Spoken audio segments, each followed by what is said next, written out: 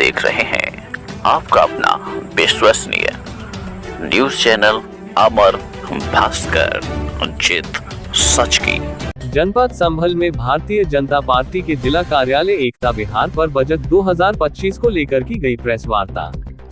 जनपद संभल में भारतीय जनता पार्टी के जिला कार्यालय पर बजट 2025 को लेकर प्रेस वार्ता की गई, जिसमें राजेंद्र अग्रवाल पूर्व सांसद मेरठ ने कहा कि हमारी सरकार ने गरीबों से झूठे वादे नहीं किया, बल्कि उन्हें वास्तविक विकास और समृद्धि प्रदान की। हमारी सरकार द्वारा करोड़ों लोगों के लिए घर और शौचालय बनाए गए तथा सरकार के प्रयासों का नतीजा है कि 25 करोड़ लोग गरीबी से बाहर निकले। गांव और पिछड़े इलाकों में महिलाओं द्वारा सामना किया जाने वाले संघर्षों को देखते हुए खुले में शौच से निदान के लिए महिलाओं की गरिमा स्वच्छता में सहायता के लिए 12 करोड़ शौचालय बनाए गए। उन्होंने कहा, जहां एक दशक पहले बजट 1 करोड़ 8 लाख था, आज वह 11 लाख करोड़ तक पहुंच गया। उन्होंने कहा कि आयुष्मान योजना ने लाभार्थियों के लिए 1 करोड़ 2 लाख की बचत की है, जिसके कारण राष्ट्रपति ने इसे अपनी अधिवेशन में संदर्भित किया। जन औषधि केंद्रों ने आवश्यक दवाओं पर 80% तक की छूट प्रदान की, जिससे परिवारों को वार्षिक 30,000 करोड़ की बचत हुई। उन्होंने यूनिसेफ के एक अनुमान का हवाला देते हुए कहा कि स्वच्छता बनाए रखने वाले घरों ने वार्षिक 70,000 तक की बचत की। 10 करोड़ महिलाएं विशेष रूप से पिछड़े और ग्रामीण क्षेत्र से स्वयं सहायता समूह से जुड़ी है। सरकार ने उनके कार्य क्षेत्र को बढ़ाने के लिए 20 लाख तक की वित्तीय सहायता देने का संकल्प लिया है। तीसरे कार्यकाल में 50 लाख से अधिक महिलाएं लखपति दीदी बन चुकी हैं। इस पहल के बाद अब तक कुल 1.25 करोड़ से अधिक महिलाएं लखपति दीदी बन चुकी हैं और सरकार 3 करोड़ महिलाओं को लखपति दीदी बनाने का पर ध्यान केंद्रित कर रही है। ग्रामीण अर्थव्यवस्था विकसित भारत के दृष्टिकोण में एक प्रमुख केंद्र बिंदु रही है। पिछले एक दशक में कृषि बजट को 10 गुना बढ़ाया गया है। पूर्व सरकारों की नीतियों की कमियों को उजागर करते हुए उन्होंने कहा कि पहले 1 रुपए में केवल 15 पैसे ही किसानों तक पहुंचते थे। इस वजह से यूरिया और उर्वरकों की जमाखोरी एवं कालाबाजारी होती थी, जिससे वह किसने तक नहीं पहुंच पाए थे। लेकिन मोदी सरकार ने इस समस्या का समाप्त कर दिया और अब किसान सीधे खाद प्राप्त कर रहे हैं, जिससे उनका सही उपयोग और लाभ सुनिश्चित हुआ है। मोदी सरकार के कार्यकाल में किसानों को आसान ऋण भी 3 गुना बढ़ा दिया गया है। उन्होंने इस बात पर जोर दिया कि पहले प्राकृतिक आपदाओं के समय किसान असहाय रह जाते थे, लेकिन मोदी सरकार ने प्रधानमंत्री फसल बीमा योजना के अंतर्गत किसानों को 2 लाख करोड़ की भरपाई की। उन्होंने ये भी बताया कि मोदी सरकार ने सिंचाई सुविधाओं में भी व्यापक सुधार किए हैं, जिससे किसानों को बेहतर उत्पादन और स्थिर आय सुनिश्चित रही। उन्होंने कहा, प्रधानमंत्री ने देश के प्रत्येक नागरिक को साझा आकांक्षा पर बल दिया और हर खाने में मेज पर मेक इन इंडिया उत्पाद देखना। मोदी सरकार के कार्यकाल में भारत की चाय उद्योग में दुनिया भर में अपनी पहुंच का विस्तार किया। राष्ट्र के विकास के लिए मोदी सरकार ने जो कार्य किया वह आज तक की सरकारों ने नहीं किए ना सोचा। भारत में मेट्रो नेटवर्क पहले ही 1000 किलोमीटर की दूरी पर कर चुका है और अतिरिक्त 1000 किलोमीटर की मेट्रो लाइन का तेजी से निर्माण कार्य चल रहा है। सरकार ने बजट में 12,000 इलेक्ट्रिक बेसन की शुरुआत के लिए धन आवंटित किया है। ये निर्णय पूरे देश के साथ साथ दिल्ली के लिए भी अत्यधिक लाभकारी होगा। उन्होंने कहा कि ग्रीन इकोनॉमिक शहरी क्षेत्र में फल फूल रही है, जो सतत विकास के प्रति सरकार के प्रतिबद्धता को दर्शाता है। संगोष्ठी में क्षेत्रीय उपाध्यक्ष राजेश सिंघल, लोकसभा प्रत्याशी परमेश्वर लाल सैनी, जिला महामंत्री अर्जुन वाल्मीकि, पंकज गुप्ता, सुधीर महारोत्रा, संजय पोली, हरिओम शर्मा, राज बहादुर सैनी, विपिन गुप्ता, मनोज कठेरिया, मुकुल कुमार रस्तोगी, जयप्रकाश गुप्ता, निधि शर्मा, शिल्पी गुप्ता, संध्या गर्ग, तेजपाल सैनी, सौरभ गुप्ता, शोभित गुप्ता, अक्षत अग्रवाल, दिनेश जाटव, मुकेश शर्मा, आलोक भारती, पार्टी के सभी मंडल अध्यक्ष एवं समस्त पदाधिकारी उपस्थित रहे। मुनेश पाल सिंह यादव के साथ कैमरामैन परवेज खान की खास रिपोर्ट। आदरणीय पत्रकार बंधुओं का स्वागत है। संभल से वैसे मेरा पुराना परिचय है।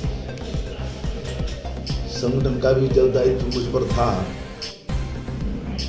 2001 से 2007 तक।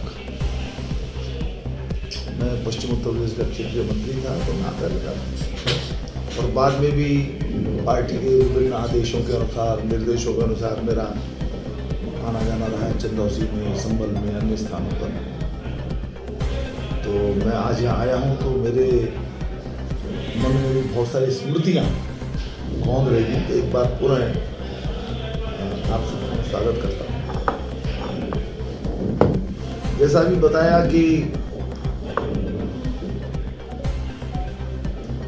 2025-26 का जो बजट है उसके संबंध में ये प्रेस वार्ता है। 1 फरवरी को बजट प्रस्तुत हुआ। ये भी बड़ा इंटरेस्टिंग है और मुझे कोई उस बात को दोहराने में थोड़ा सा मुझे ठीक ही लग रहा है कि पहले 28 फरवरी को बजट प्रस्तुत होता था। उससे पहले शाम को 5 बजे बजट प्रस्तुत होता था। अटल जी की जो सरकार थी तो उसका समय 11 बजे किया गया। तो 5 बजे होता था तो इसलिए कि हमारे देश के ऊपर अंग्रेजों का शासन रहा है, तो अपनी सुविधा के हिसाब से उन्होंने समय तय किया था। तो उस मानसिकता से मुक्त होकर के अटल जी ने उसका समय 11 बजे किया और 28 फरवरी से जो 1 फरवरी किया, ध्यान होगा आपको, लेकिन तो भी मैं उसको जिक्र करना उचित समझता हूं क्योंकि बड़े लैंडमार्क डिसीजन है। ये अनायास लिए हुए निर्णय नहीं है। 28 फरवरी को जब बजट प्रस्तुत होता था, आपको जानते हैं कि बजट 2 हिस्सों में होता है। पहला हिस्सा, फिर महीने भर का गैप होता है। मैं ज्यादा समय नहीं लूंगा उस पर क्योंकि लंबा विषय है वो। फिर दूसरे चरण के अंदर होता है और ये सारी प्रक्रिया चलती रहती है और लगभग 2.5 महीने 3 महीने का ये सेशन एक प्रकार से चलता है। तो 28 फरवरी को बजट प्रस्तुत हुआ। तो मार्च, अप्रैल, मई के आखिर में जाकर के बजट पास होता था और फिर उसके हिसाब से डेवोल्यूशन होते थे, प्रदेश सरकारों को पैसे जाते थे, सब चीजें होती थी। फिर मानसून आ जाता था। मानसून के कारण से योजनाओं का क्रियान्वयन नहीं होता था। तो उसके कारण से परिणाम ये होता था कि बजटीय जो प्रावधान होते थे वो जमीन पर उतर पाते थे लगभग अक्टूबर के आसपास, अक्टूबर नवंबर, और फिर 31 मार्च को फाइनेंशियल ईयर समाप्त हो जाता है। तो आपने एक शब्द सुना होगा, मार्च लूट। अभी भी थोड़ी बहुत हो जाती है वो, परंतु तब क्योंकि बजट खर्च करने का समय ही उपलब्ध नहीं होता था, इस कारण से फिर मार्च के महीने में फटाफट, क्योंकि यदि बजट आप खर्च नहीं करोगे तो अगली बार आपका आवंटन कम भी हो सकता है। तो ये सारी बातें हुआ करती थी। मैंने संक्षेप में का जिक्र किया है कि उन चीजों से बचने के लिए 1 महीना सीधा उसको पीछे किया गया और अब बजट आप देखेंगे, ध्यान में आएगा आपके कि मार्च के आखिर तक बजट पास हो जाएगा। तो उसके बाद जो है फिर 31 मार्च से पहले पास हो जाएगा। तो जो आवंटन है वो समय से हो जाएंगे, काम शुरू हो जाएंगे और उसकी जो आशंका रहती है वो कम होगी। खैर, तो अभी 1 फरवरी को बजट प्रस्तुत हुआ। तो एक तो प्रारंभ में ये बात मैं कहना चाहता हूँ कि 2014 में जब माननीय नरेंद्र मोदी जी की सरकार आई, उसके बाद से बजट की या कुल मिलाकर के आर्थिक योजना की दिशा वो बदली है और उस बदली हुई दिशा के अनुरूप ही पिछले 10 वर्षों में 11 वर्षों में बजट विभिन्न प्रकार के आए। उसका लक्ष्य यही था कि हमारी सरकार गरीबों को केंद्र में रख करके काम करे। अंत्योदय का जो संकल्प हमारी सरकार का है, दीनदयाल जी के चिंतन के अनुरूप, उसके अनुसार हम गरीब से गरीब व्यक्ति तक पहुंचे और कुल मिलाकर के देश की अर्थव्यवस्था के अंदर सुधार हो। और आप ये देखेंगे कि पहले बजट से उसका जो सिलसिला शुरू हुआ वो लगातार सिलसिला चला हुआ है, चलता रहा है। और इस बजट के अंदर भी जो 11वां बजट है, वैसे तो बजट की संख्या दूसरे ज्यादा है क्योंकि चुनाव के वर्ष में 2 बार बजट प्रस्तुत हो जाता है, लेकिन कुल मिलाकर के 11वें वर्ष का जो बजट है उसमें भी उसी दिशा का अनुपालन किया गया है। जैसे कुछ चीजों पर आए तो एक संक्षेप में बताने के लिए इस बार शब्द प्रयोग किया ज्ञान में गा से गरीब, वाई से युवा, ए से अन्नदाता और एन से नारी, जिसको माननीय प्रधानमंत्री ने कहा कि मेरे लिए 4 वर्ग हैं।